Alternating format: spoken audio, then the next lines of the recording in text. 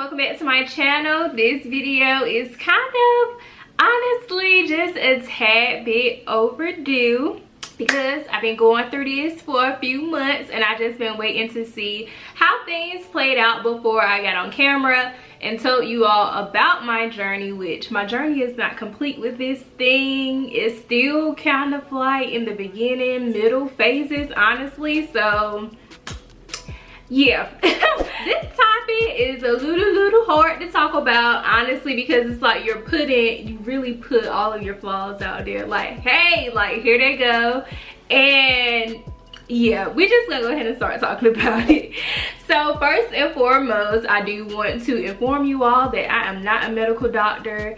I am not a gynecologist. I am not a dermatologist. I'm not any type of doctor. I'm not any type of specialist, any of that. I just know what has been happening to my body and I'm sharing it with you all. So I started birth control not really a few years ago, actually years ago I started birth control. So I first started birth control when I noticed that my menstrual cycle was lasting for long periods of time, and then I was having a lot of heavy flow when I was on my period. So that's initially what started me on birth control. However, I stayed on birth control a little bit longer because I decided that I wanted to do adult-like things. So it just made sense to stay on birth control for that reason. However, after going through everything in the world that we went through this year with the pandemic and everything, I started to think a lot, like, why am I really on birth control? And really, it was just something that I was dealing with internally, and I made the decision for myself. I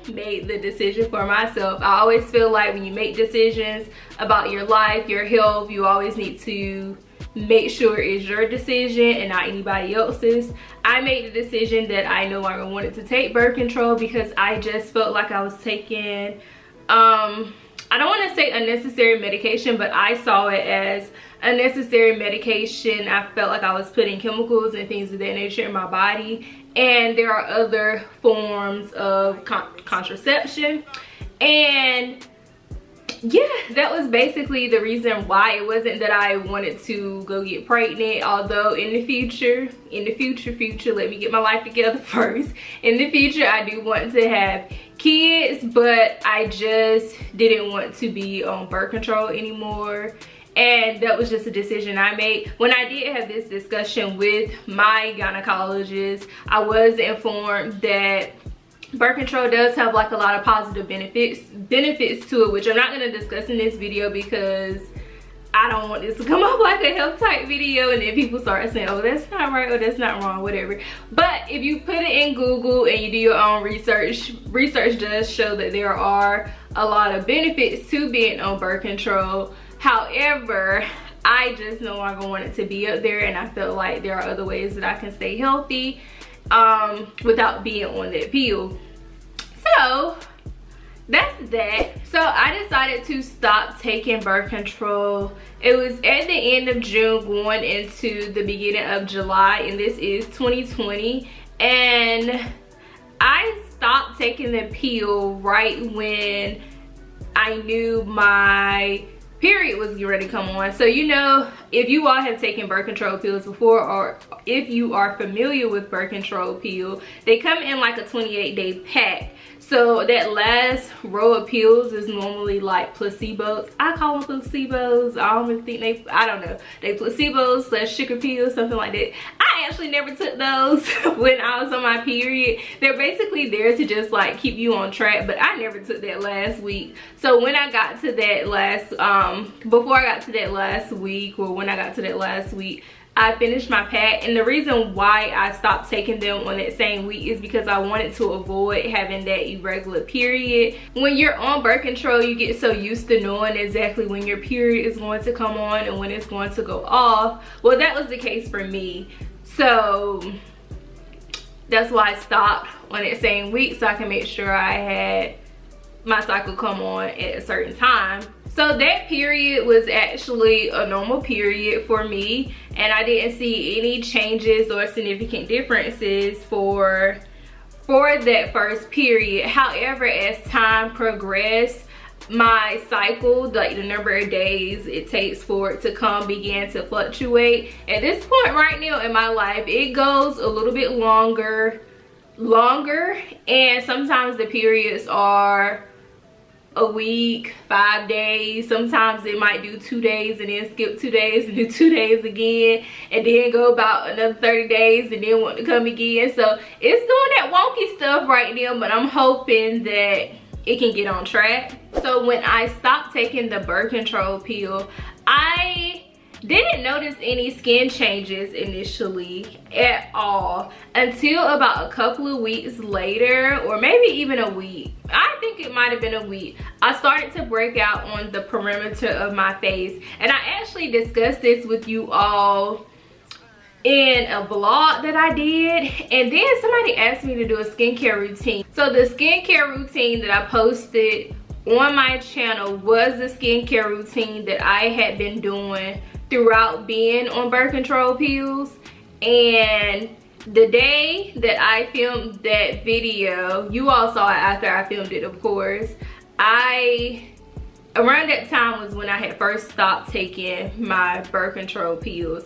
Now that I know that skincare routine was a basic skincare routine that I was using after wearing makeup and things of that nature, and it worked for me when I was on birth control pill. That skin routine no longer works for me. I kind of have a different regimen that I'll begin to tell you all about at the end of this video. But if you're on birth control, that skincare routine will work for you because your hormones are suppressed almost. At least I feel like they are, but your hormones are okay. They're stabilized to handle that type of regimen. So like I said, I began to see breakouts on the perimeter of my face, and for me, I was like, okay girl, you can deal with this. This ain't gonna be bad. You can deal with it. You made a good decision. It's okay. They're gonna go away once your hormones start to regulate by themselves. You'll be fine. You guys, it progressively got worse. Like, whew, progressively got worse to the point where, like, I didn't want to be on FaceTime with people, like, unless I had on makeup or I was like far away. Like, I didn't want to be seen. Thank God for masks, because if I needed to go to the store, my mask would cover up half of my face.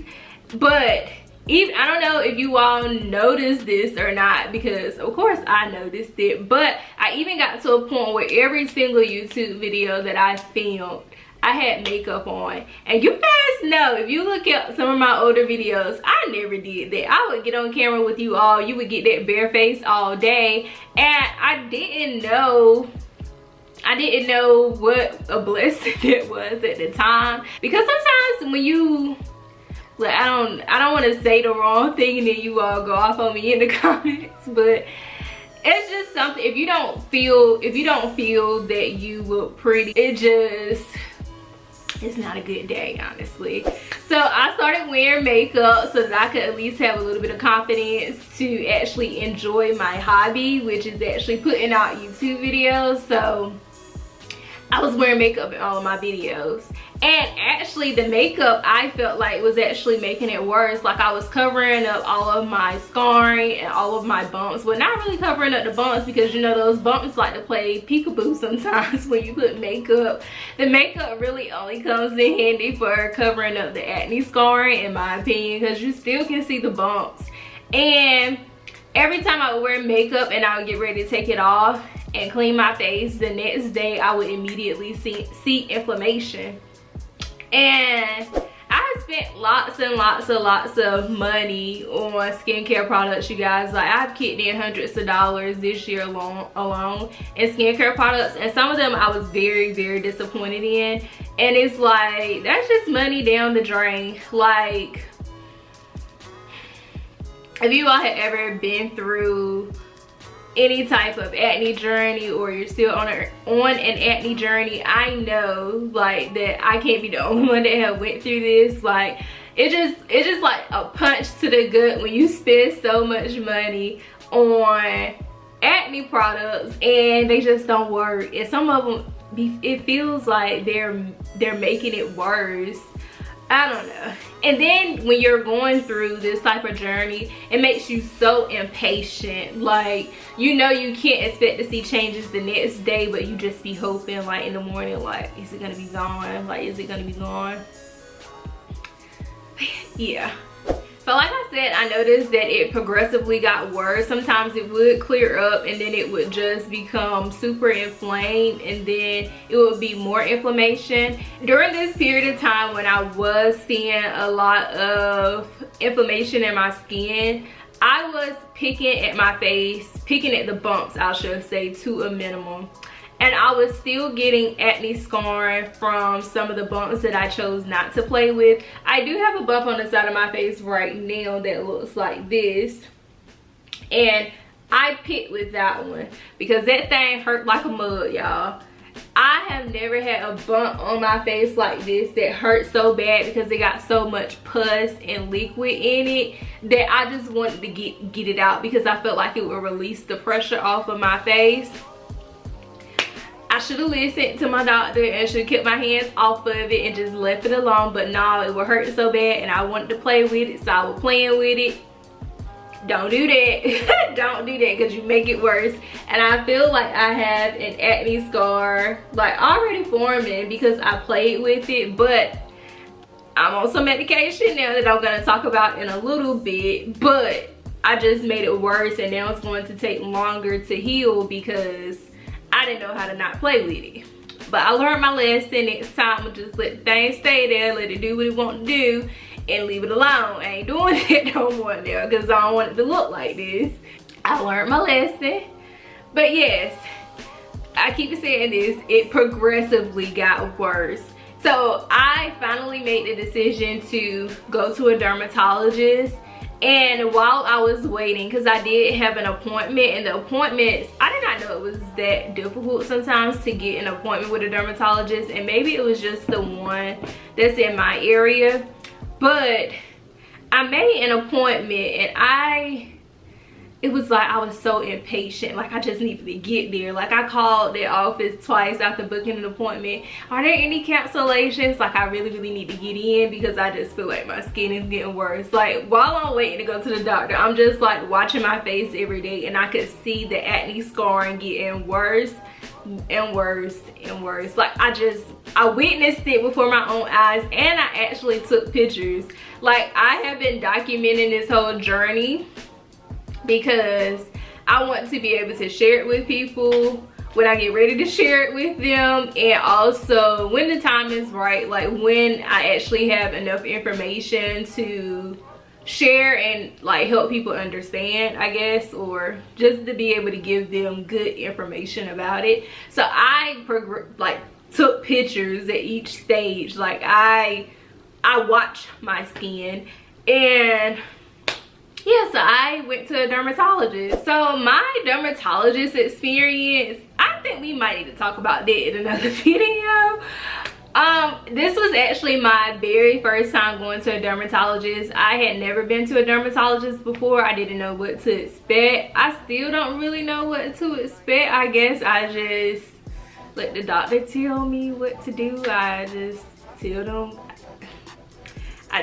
what I'm experiencing, what I don't like, and what I want to fix. And like I said, we're gonna talk about this whole dermatologist experience in, I think, another video. If you all want to hear about it and want to see it, just let me know. If you leave a comment, give the video a thumbs up, or even you can just email me. My business email is on my page, or DM me.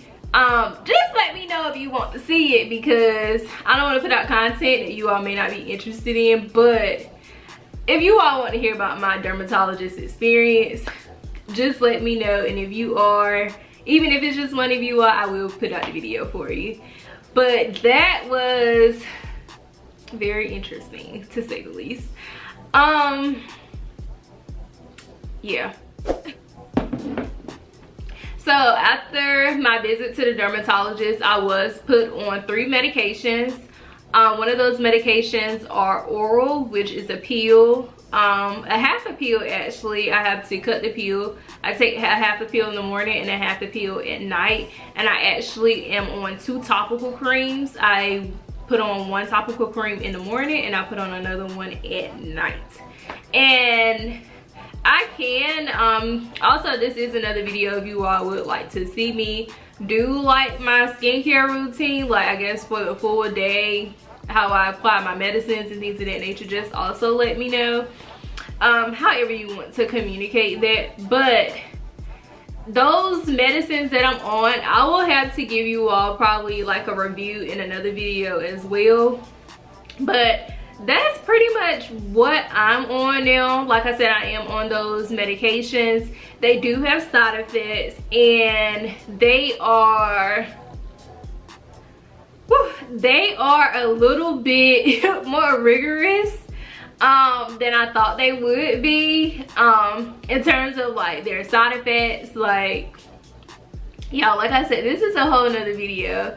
I don't want to get too steered away from talking about going through the post-pill acne, but yeah. So me going through post-pill acne led to me seeking out a dermatologist, and I am on a treatment plan with my dermatologist. Today, as I'm speaking of this video, it marks 3 weeks that I have been on all 3 of those medications at the same time. I did start my oral medication a couple of days before I started the topical creams, because with some of these medications, due to the side effects, I wasn't able to take the topical creams immediately. So I can discuss that in another video. But yes, so I actually sought out a dermatologist to help me get my skin under control, because I realized that it was hormonal acne and I wasn't able to, I didn't feel like I was equipped and able to handle it on my own anymore, because I felt like it was getting progressively worse,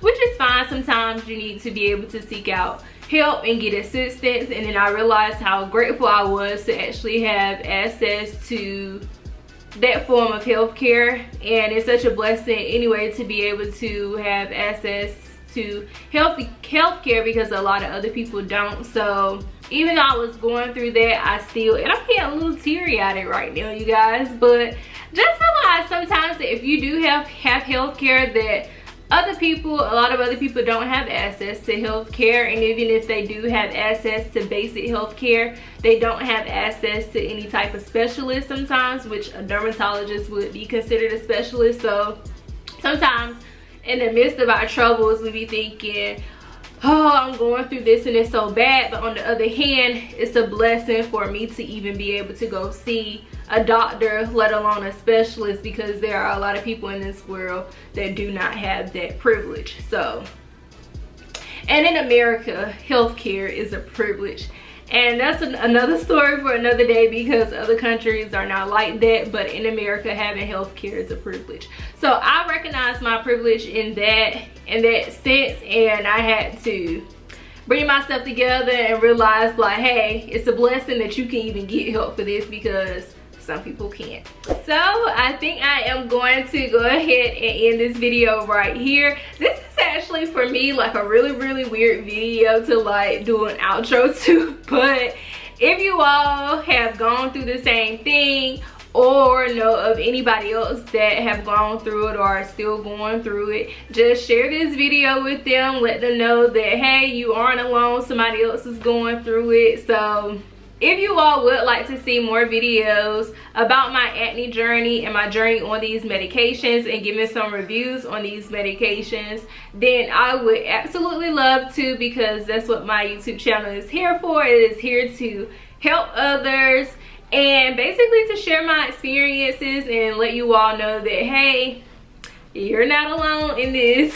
Other people are going through the same thing, whether they share it with you or not. Because when I started going through this post-pill acne journey, I realized that there weren't a lot of videos on YouTube that I could relate to a little bit. So that's why I'm sharing them with you all, so that you all could share them with others. Or if you all may be going through the same thing, I'm with you. You're not alone. I'm going through it too.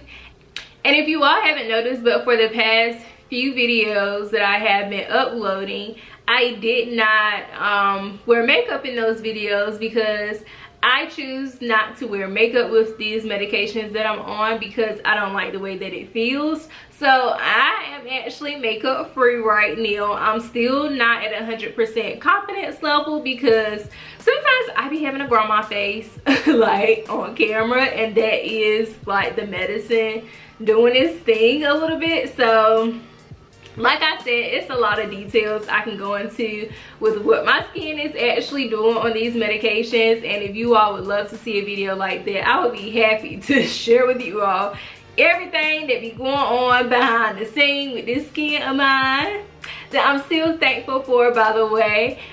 But for real this time, I am going to go ahead and end this video, and I will see you all in the next one. See ya.